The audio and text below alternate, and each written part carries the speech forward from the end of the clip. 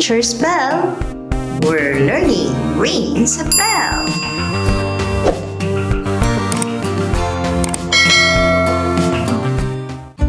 Good day, everyone! Welcome to Science 3 Revised K-12 Curriculum, Quarter 1, Week 5, Day 1. Changes in materials that are thrown away. Learning objective.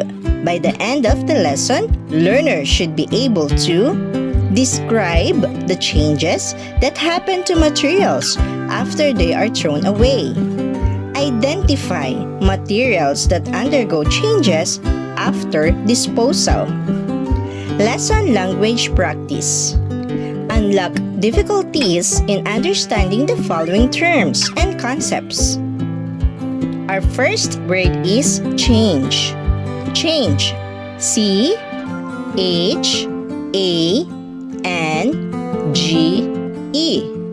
Again, C H A N G E. Change. C H A N G E. Change.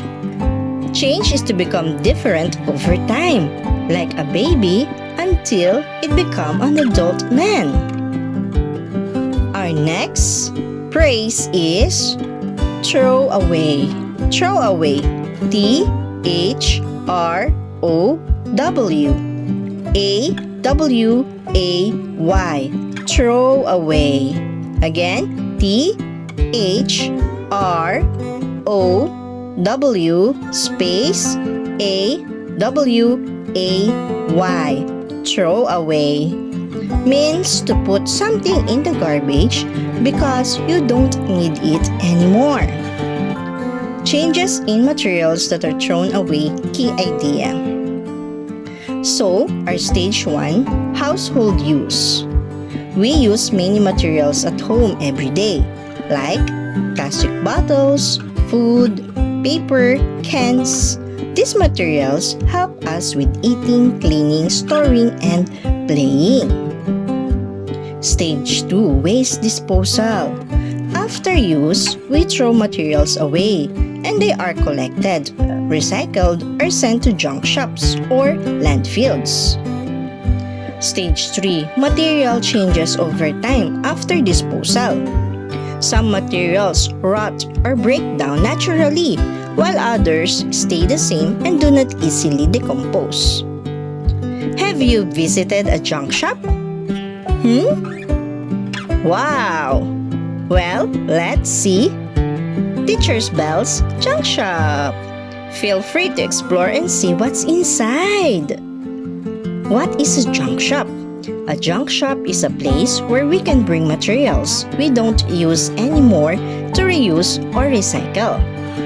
Let's find out what's inside. Are you ready? Okay! There are old newspapers,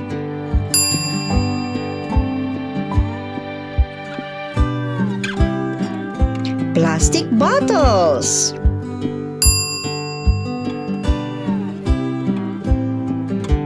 cardboard boxes,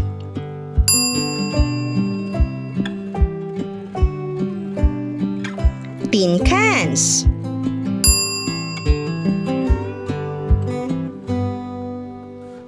glass bottles,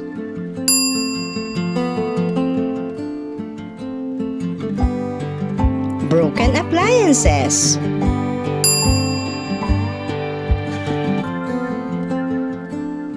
metal scrap,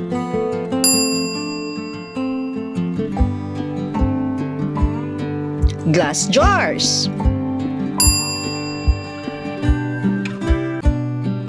used tires,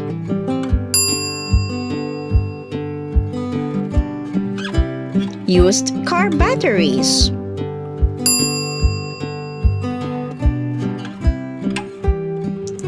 old computer parts,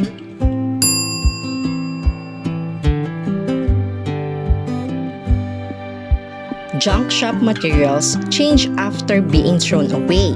They may become rusty, broken, or faded, but they can still be collected and turned into something useful again.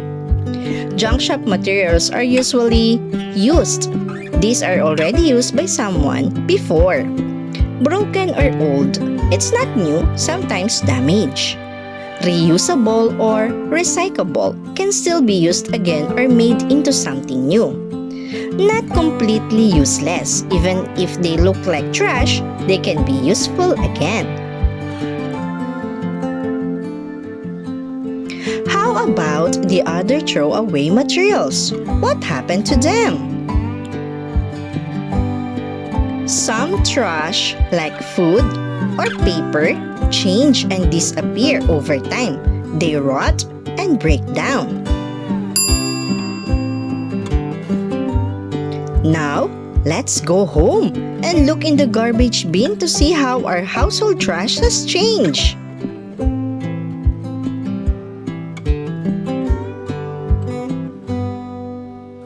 Changes in household trash after many days. Ooh, let's see. Banana peel.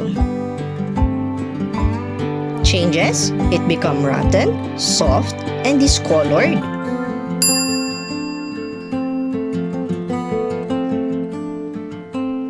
Newspaper, if they are separated.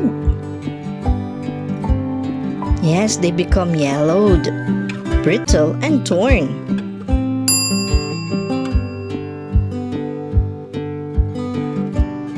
Apple core.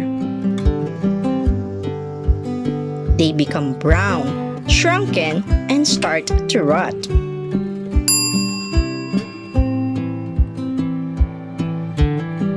Tin can. They become rusty, dented, with faded label.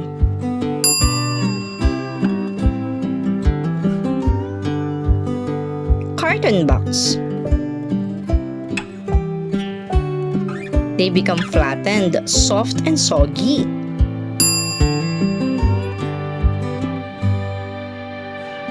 Plastic bag.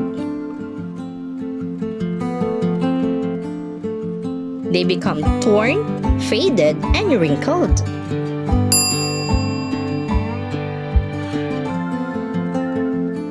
Food leftover. They become moldy, discolored, and rotten. Eggshell. They become cracked and molded.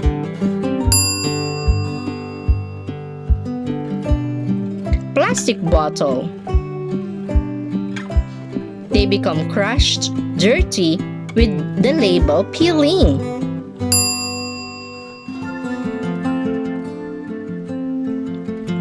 Broken glass. They become sharp, dusty, and dull.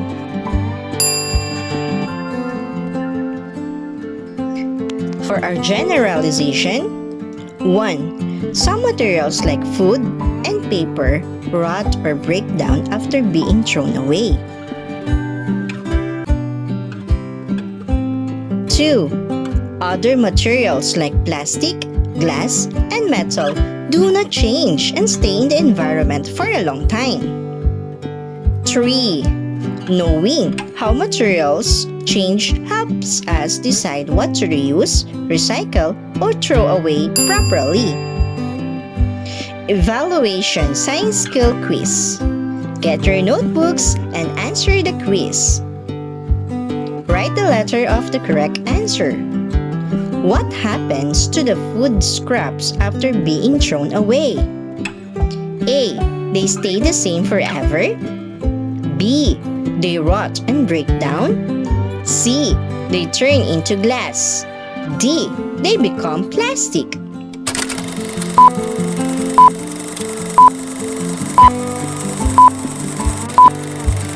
Two. Which of the following materials does not easily change after being thrown away? A. Paper. B. Banana peel. C. Plastic bottle. D. Bread.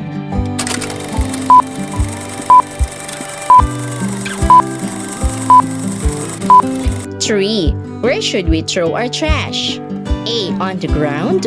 B. B. In the river, C. In the trash bin, D. In the playground.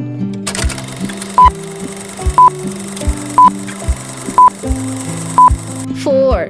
Which of these materials rots when left in the trash? A. Plastic toy, B. Glass bottle, C. Apple core, D. Metal spoon.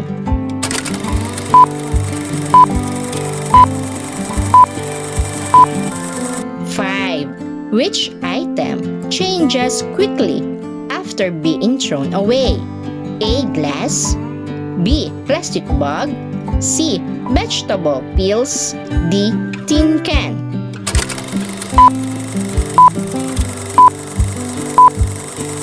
Six. What happens to old newspapers in the trash? A. They turn into plastic, B. They turn yellow and tear, C. They become shiny, D. They stay the same.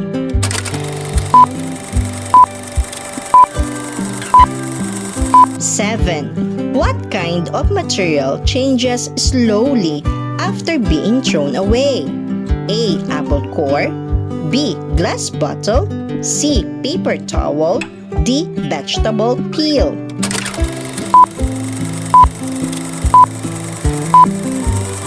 Eight. Which broken item is often bought by junk shops?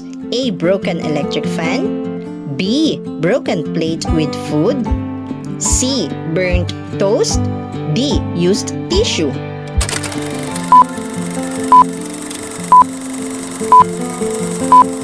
Nine. What kind of material is accepted in a junk shop? A. Rotten fruit, B. Old newspapers, C. Food scraps, D. Soft suds.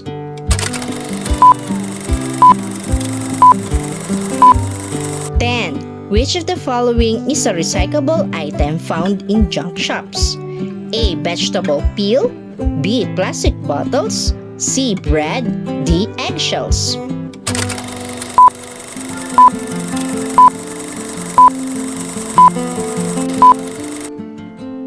Evaluation Science Skill Quiz Answer. 1. What happens to food scraps after they being thrown away? B. They rot and break down. 2. Which of the following materials does not easily change after being thrown away? C. Plastic bottle. 3. Where should we throw our trash? Yes, letter C, in the trash bin. Number 4. Which of these materials rots when left in the trash? Yes, it's letter C, apple core. Number 5. Which item changes quickly after being thrown away? Yes, letter C, vegetable peels. Number 6. What happens to old newspapers in the trash? Yes, letter B, they turn yellow and tear.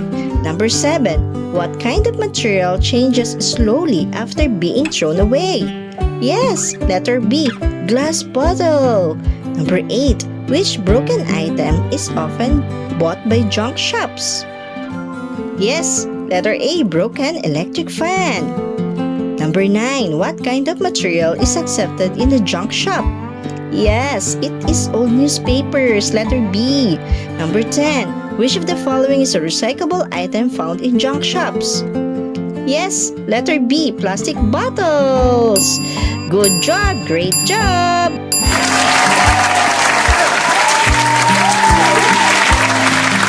Teacher's bell. We're learning rings a bell.